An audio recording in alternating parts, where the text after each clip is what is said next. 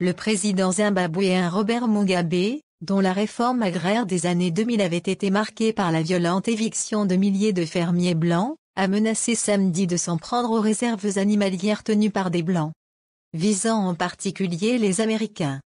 Nous allons maintenant envahir ces forêts, a déclaré M. Mugabe, qui dirige le pays d'une main de fer depuis l'indépendance en 1980, dans un grand discours prononcé devant ses partisans lors de la fête de ses 91 ans, à Victoria Falls, Nord-Ouest. Il y a beaucoup de safaris dans la campagne, très peu sont africains, la majorité sont blancs. Robert Mugabe a en particulier fustigé les États-Unis, qui permettent à leurs ressortissants de venir chasser des trophées dans son pays, alors qu'ils maintiennent des sanctions contre son régime. Mais les Américains nous imposent des sanctions, mais leurs propres Européens, blancs, note de la rédaction, viennent, ils ont toujours des fermés, en privé, ils organisent la venue de visiteurs d'Amérique. Ils viennent chasser, se paient eux-mêmes, tuent les animaux et rapportent des trophées avec eux, a relevé le vieux président. Les Américains, ne peuvent pas avoir les deux, s'ils veulent être amis, puis ils doivent être entièrement amis avec nous et alors nous leur permettrons d'avoir des safaris.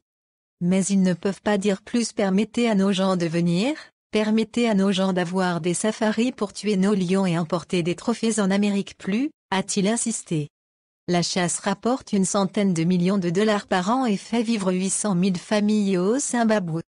L'interdiction par Washington de l'importation de produits en ivoire a cependant fait baisser le chiffre d'affaires de la filière de 30% l'an dernier, selon l'Association des opérateurs de safari local.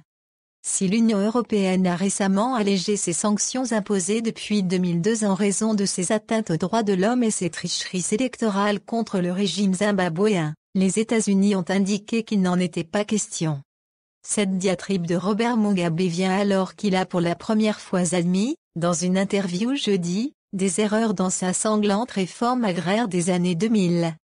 Admettant qu'il avait redistribué des fermes trop grandes à des fermiers noirs sous-équipés et mal formés.